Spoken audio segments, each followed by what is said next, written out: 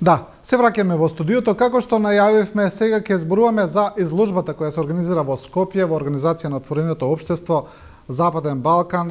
Изложбата е на фотографии од Украина воено злосторство, се представува пред земјите од Западниот Балкан. Тука во студиото ги имаме Светлана Бачеванова, која е кураторка на изложбата и основач на Фото Евиденс, како и Кристофер Окиконе, кој е фоторепортер.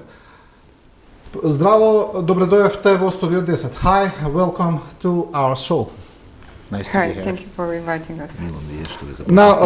Да почнеме да зборуваме за самата изложба, за книгите, за тоа, значи Украина воено злосторство, да не кажете повеќе за самата книга и за изложбата. Let's start with the book, with the exhibit itself. Can you tell us more about the book, about the exhibit? What it represents, what is all about? So, I'm the publisher of Photo Evidence. This is ова се предсе фотодокази и се целосно посветени на документирање на кршењето на човековите права. Веќе 12 години постоиме и крадеме вакви книги кои што се фокусираат на различни. Но кога започна војната во Украина, знаешме дека овоќе се гледа со јас како бугарка пред се верував дека ќе можеме да документираме за да нема сомневања во овие 2 години што се случува на терен, така што од тука излезе идејата за оваа книга. Има 23 фотожурналисти, новинари кои што се вклучени во овој проект и тоа се пред меѓународна група на новинари од 23 земји. Имавме отворен повеќе и 7000 слики ни беа испратени. Идејата беше пред се да се документираат војните криминали, за ситуации за кои што луѓето не снимаат согласно дали се случило, дали е можеби монтирано. Мислам дека се во оваа книга е вистински прикажано и се документирани сите војни криминали и злосторства што се случени и кршењата човековите права, така што оваа книга се заснова врз основа на оваа книга со помош на Отвореното општество Западен Балкан. Започнавме од Тирана да ги представуваме книгата, сега сме во Скопје и на крај ќе представиме во Белград. Тоа е пред се 60 слики од книгата кои што се вклучени во изложбата и ќе се отвори утре изложбата во Скопје во меѓународната галерија Мала станица. Да, ви благодарам. Окиконе, вие сте фоторепортер, работите на теренот. Можете ли да не кажете за вашите искуства, како тоа изгледа кога се евидентира воено злосторство? You are a reporter, you are working on the field. Can you tell us how it looked like when you are reporting, when you are practically a witness of a work?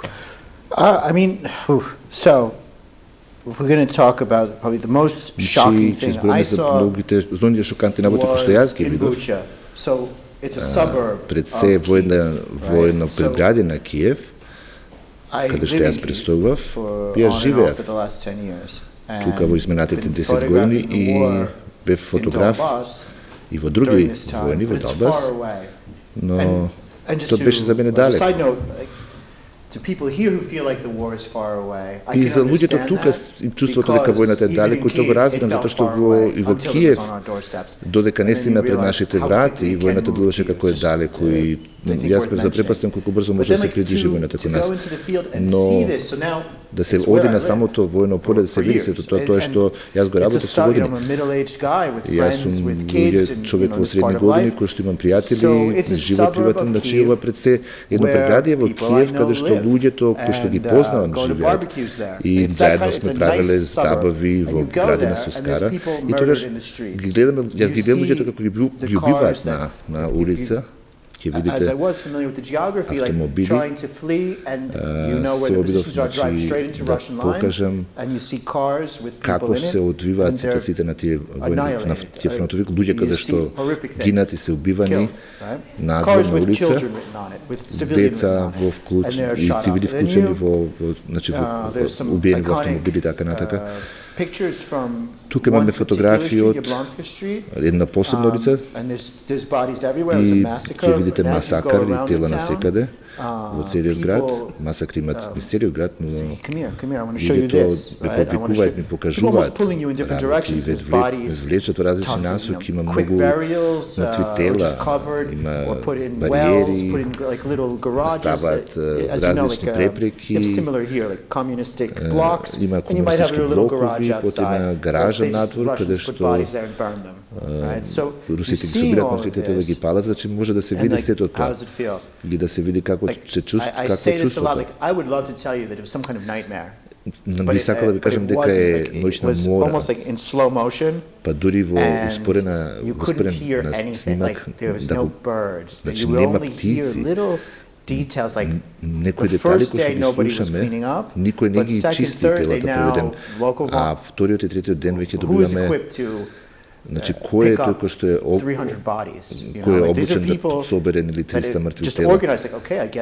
Самиот начин на организирање на сето тоа, мислам дека ние ќе отидеме таму и ќе видиме дека има тела во бавчата, треба да се фрлат некаде да се стационираат. Значи, никој не е подготвен за вакво нешто, никој не знае како да се справи со ситуацијата, така што многу често се слуша како, например, пукнуваат најлоните каде што се чувани, слушате како кучиња јадат мртви тела, значи не е реално колку е сето тоа како ноќна мора. Може би некои луѓе кажуваат дека некој тоа сето го монтизира. Навистина се очувствувам со овие луѓе кои што не сакаат да веруваат што се случува, затоа што е навистина ужасно. Јас лично бев таму, го гледав сето, го фотографирав и за мене тоа сето беше неверојатно. Значи јас немаше да верувам доколку не бев таму лично. Тоа што сакам да кажам што Кристофер го кажа, дека оно што луѓето не веруваат или не сакаат да веруваат е фактот дека во самите медиуми многу ретко се прикажуваат вакви работи. Значи медиумите не ги сакаат ваквите прикази и токму затоа ја имам и ова книга како документ. И исто јас работев за еден журнал во тој период и имавме привилегија да биме едни од првите тимови кои што може да одат на терен. Имаше некои фриленсери кои што се движеа во тој период на терен. Имавме украинско, значи, знаме кој што не даваше сигнал да не може да се оди во таа територија. I'm sorry, I lost what I'm saying. Like it's actually, I'm sorry. Кога зборуваме за мејнстрим медиумите, ова што го кажа Светлана, да, во право сте, мејнстрим медиумите имаат и проблем со прикажувањето на овие тешки графички слики, но слично доживување имавме кога го гледавме филмот 20 дена во Мариупол, барем оние што го гледале, дека она што сте го замислувале, што го гледате од медиумите, сосема поинако кога ќе видите едно такво документирано сведоштво. Предпоставам дека така и од вашите фотографии. Прашањето е како луѓето реагираат, бидејќи имаат претходно создадени мислења, претходно создадени генерализации за војната, како гледаат кога ќе ја видат изложбата. Да преведам и за Кристофер да разбере.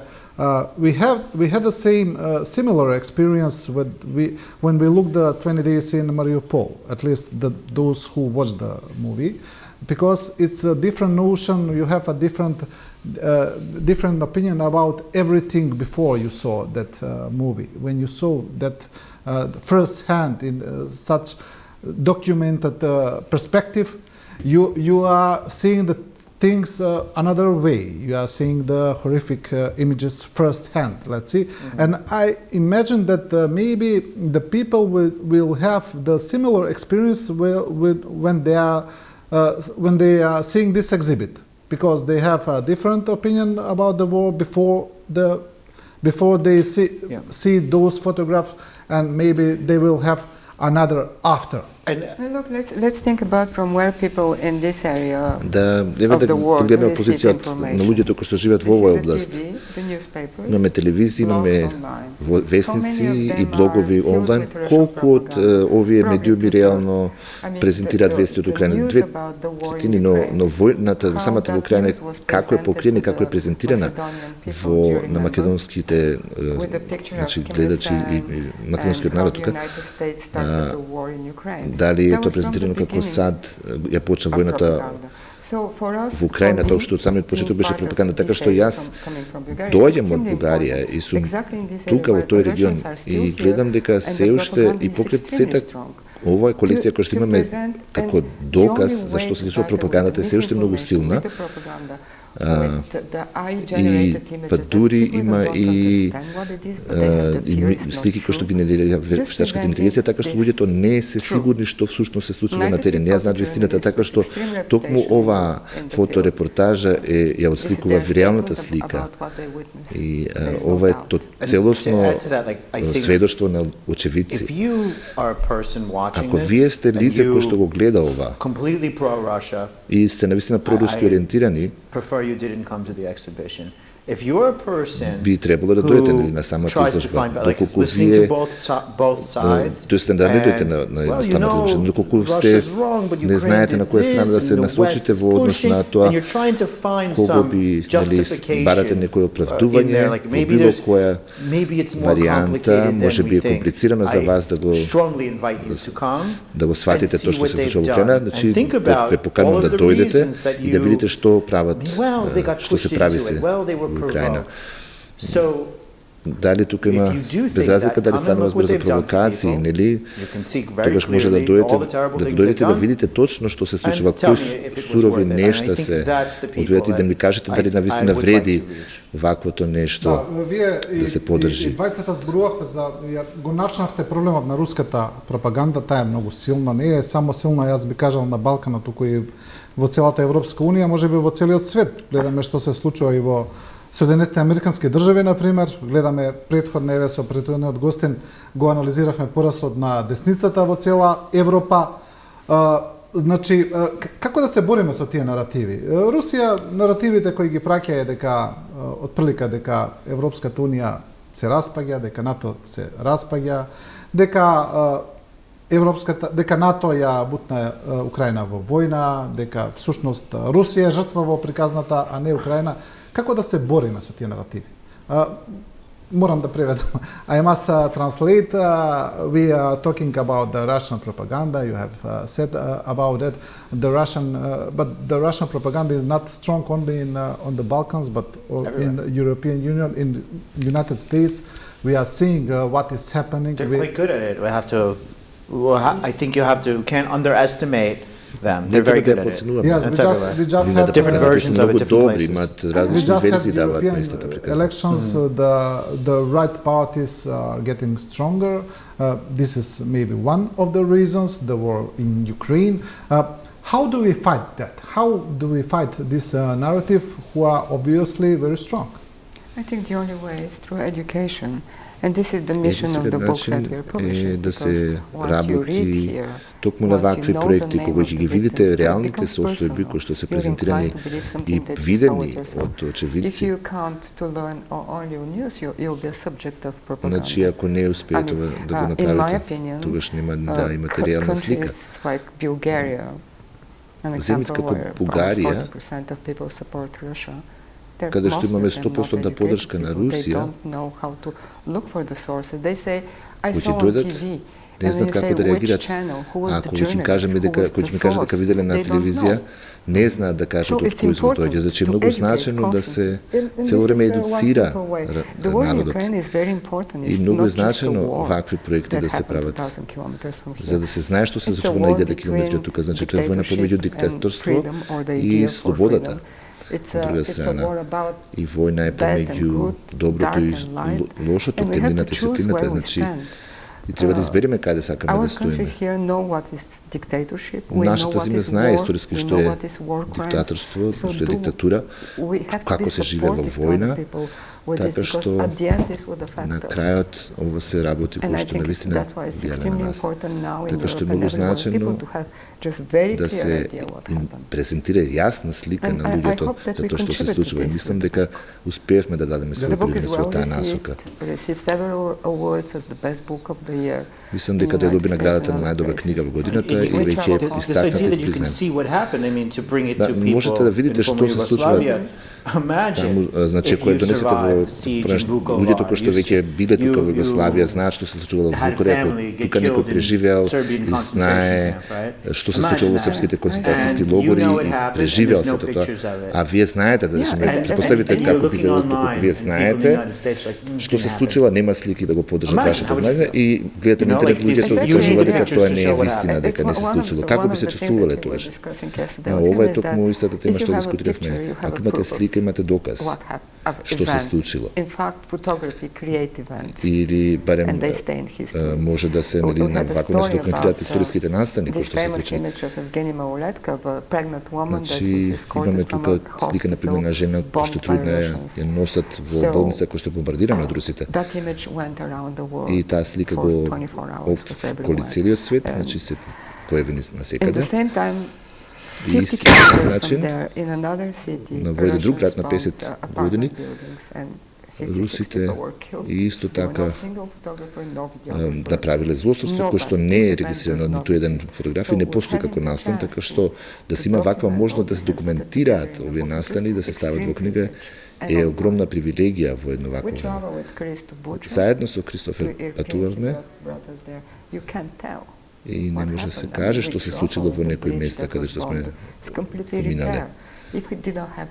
Ако го немаме документирано тука, тоа е како да не се случило. Да, ако не го документирате, како да не се случило. Кога зборуваме за овој начин на документација, тоа не е само една, да речеме, еве, алатка за создавање на вистината или за мобилизација кон вистината, туку е алатка за една законска просекуција, за можеби како доказ за понатамошно законско гонење на овие војни злосторства, дали можеме и така да гледаме на ова и на вашата работа? When we are talking about the documentation of these events, they are not only a tool for knowing the truth or for mobilization for the truth, but also for future legal prosecution of these events for war crimes. We have the International Court of War Crimes. Can we interpret your work only also in that way? This book is delivered to the International Criminal Court. Ова е книга која што е доставена и до Меѓународниот суд за човекови права и некои други институции исто така кои што се на позиција на моќ, кои што можат да ги искористат овие податоци во судски процедури. Значи, не би било ова самиот доказ за војни злоустройства, не може да се искористи како такво нешто, затоа што сепак ова е законски оправдава работа од страна на комисијата, кој што исто така вршеше истражувања истраги особено во тие терени каде што одевме. Значи заедно со нив работувавме и тие веќе имаат од тоа придобивки. Истото прашање до вас, Кристофер. Are you aware that you are documenting possible war crimes? So this, I mean, obviously, like in this case of Bucha, right? Yes.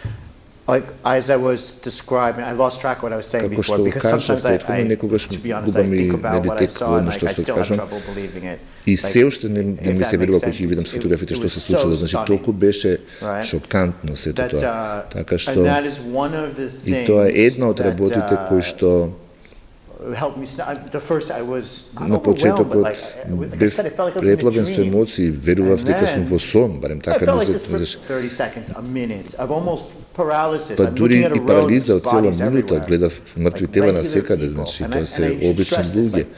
И кога ги гледате овие слики и фотографии, верем луѓето во Македонија, сите се конектирани со селата, значи сите имате врска со помалечките места, луѓето се горе долу слично облечени, куќите се горе-долу слични и ќе се видите самите себе си, ќе видите ваши луѓе кои што вие ги знаете или наликувате луѓе кои што вие знаете во вакви ситуации, тогаш би сватиле. Да, јас сум тука да завршам работа, да го документирам ова, барем така се поставив. Затоа што ако нема слики, ќе нема доказ дека се случило, како што кажете претходно. Значи, таму сум, имав еден талент во животот, тоа е да направам добра фотографија и токму поради таа причина сум таму. И затоа завршив се тоа, затоа што во секој случај ќе почнете да плачете, ќе сколабирате кога ги гледате тие ужасни работи. Знам, затоа што кога ги земам овие, кога ги правев овие фотографии, тоа се случуваше кај мене. Така што, како видов некои сликите додека вие разгледавте книгата од масоните гробници и пратив една слика до Wall Street журналот и добив порака кој што ми вика дека ова е неверојатно, не очекувавме да видиме вакво нешто, ова е страшно, треба да зборуваме со правните служби, дали ова треба да се, дали може да се публикува, значи замислете. Exactly, like what's not near Vukovar, the Srebrenica, yeah? Спомнавте за масакрот што се случи во Босна. Ако замислите да сте фотографирали што се случило таму, некој вече не знам дали ова треба да се прикажува. Значи тука е малку разочарувањето. That was one of my questions also about the graphic images. You have a boundaries sometimes, but you also, as you say, you want to show the truth. You have to find a balance between those. There's a specific just a second, I have to translate. Кога имате вакви графички слики кои се тешки, имате граница помеѓу нив, но од друга страна сакате и да ја покажете вистината. Како да го најдеме баланс? So, like I came upon I'll tell you once. Ќе ви кажам една специфична ситуација како пристапив кон целата задача за документирање. Јас треба да фотографирам тоа што се случува ако имам убиен човек и не донел луѓето до таму во една гаража, да речеме, и се влага надолу во една дупка, така изгледа, и го сликаме, нели, човекот во лице. Треба да се идентификува ова лице пред се. Треба да има запис што се случило, значи може би нема да бидат најдени луѓето. Значи мора да се прикаже лицето. И тоа е слика која што станува како препознатлива слика од масакрот, значи луѓе со рака или без рака. Тоа се моćни фотографии, но тоа треба да се прикаже хоророт на целата ситуација, така што кога ги фотографираме овие луѓе, гледате се што се случува таму, лицата кои што се може да се идентификуваат самиот контекст и може би сте свесни за фактот дека може да прикажам, може да прикажам некој фотографија. Пример, оваа фотографија тука, на овој човек, ова беше пратена до Wall Street журналот и кој што кажа од страна дека не би можеле да го прикажат сето тоа. Значи, за да го илустрираат сето тоа. Зошто значи да се документира сето ова? Значи, кој зборува за тука се станува збор за злосторства кои што од светски калибар, значи светски ранг. И во Буча ги однесов исто овие слики, имавме таму група кој што може да провера дали што се случило со нивните родини, дали се во затвор или се преземени од русите, значи земени од русите. Ако не сте на листата на почината, значи сте може би да се живи. Така што одев во Романија исто така, направив пауза неколку дена и ми се јави некој од градскиот совет во Буча и ми вели дека млад човек кој што биле дека овој човек верува дека мој татко. Значи јас одам во Киев после тоа сред ноќ само за да отидам до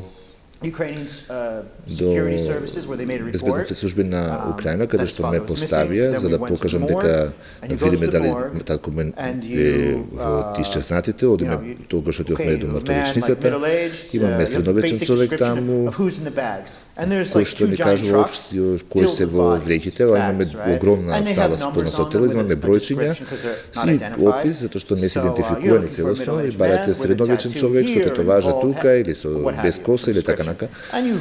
И барате по тие вреќи, го барате роднина или некој што близо луѓе, видов луѓе кои што гледа, затоа што ги фотографирав, нив им помогнав да разберат кои, да сватат кои се починатите. Гледаме мајка и жена за на маж кој што дискутира дали тоа тој или не е тој, значи го видов телото за кој што зборуваат. И не можеше да се идентификува, значи беше веќе скапано тело и доколку би знаеле, доколку го познавале човекот би знаеле кој, дали е тоа вашиот роднина, но луѓето не успева, не може да прифатат дека вакво нешто може да се случи. Значи во самиот ден најчесто бевме, имаше еден свештеник од Западна Украина кој што остануваше Буча, да се грижи за другите луѓе, даваше вода и храна, имаше пациенти, а русите, што се покаже подоцна, како што дознавме, they're Greek Catholic, so Orthodox rite, but not Ukrainian Orthodox. Значи бара католик, не рускиот православен, значи кој што зборува украински или руски, од Западна Украина, кој што значи земјата на украинските нацисти. Значи го ловеа и го убија на крајот. Значи со тоа што ние дознавме дека го најдовме телото, го најдовме и торбичка маличка кој што имаше со него, со неговиот крст, со документите, и сето тоа беше запалено. Значи, предпоставивме дека е негово, но тие го убиле и не успели целосно да ги уништат доказите кој е лицето. Значи, отиднав на самиот погреб и ова е слика од погребот кој што минатата недела беше сликана и пратена на меѓународниот ден на новинарите и истакната како таква, со тоа што тие бе благодарни што му помогна да го најдат нивниот татко, имаат копија од книгата и јас посакувам да никогаш немам таква можност, да немам таква можност да се ги запознам овие луѓе, на друга страна барем сум благодарен што му успеав да им од анонимност го излечеме, значи овој човекот успеав да ја дознам барем некоја приказна, да не остане анонимна и на тој начин да им дадеме утеха со тоа што успеле барем на ваков начин да го најдат телото. Така што на мојата работа е пред се на лично ниво на програма. And that is that we as a journalists we practically can interfere in the events. We have to show the events, we have to show the reality to the public, to the people, but we don't have to, we don't need to interfere, but sometimes we can avoid that. Sure. How are you fighting with that on the field? I mean, like, for example, in this case, I'm helping this person identify јас им помогнав нови луѓе да идентификуваат родителите. Не менувам ништо со тоа, значи не менувам сцената, како што е. Информациите кои што јас ги прибирам и помагаат на луѓето да ги идентификуваат своите родини, така што бев кај нив да го документираме и погребот. Значи не само што гледаме тука, значи на ваков начин може да се сподели приказната на еден поширок начин, може да се види родината како или сестра му како жали и да се види кој бил овој човек што им значил на овие луѓе. Значи исто така фотографирав и на фронт линиите по цели 2 години со една група на лекари. И дали е тоа влијање и мешање во тие работи? Значи јас помагав и со медицинските со достава на медицински лекови, значи затоа што нема волонтери, се наоѓав тука и на таков начин ќе донесувам.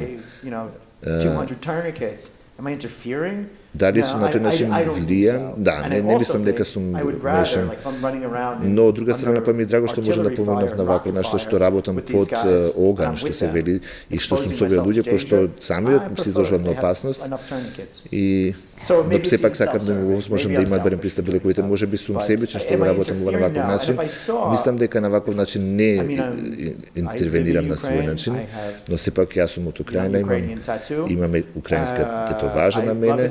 Мојата партнерка е украинка. Ако видам Украина, одам во село и собирам collaborators and murder them, I would speak up about it. Значи, ако има луѓе кои што се убиени во некој село каде што се...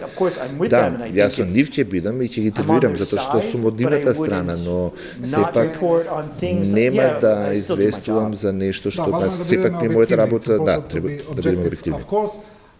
И за крај, Светлана, што очекувате, еве, кажавте на почетокот како ќе се одвива изложбата, каде ќе продолжите.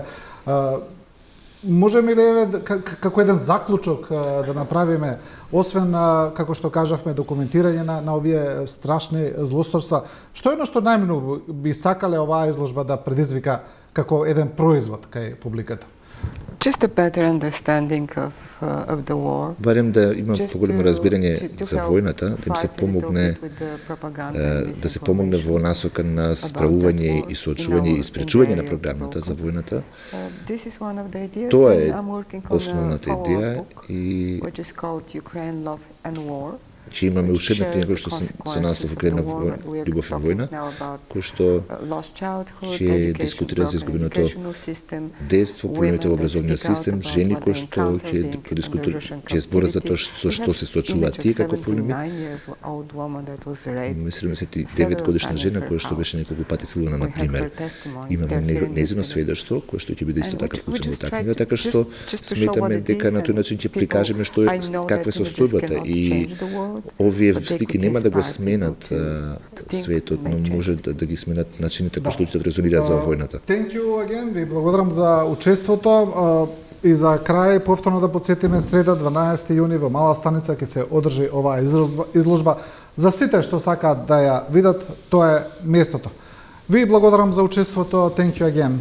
И ние благодариме.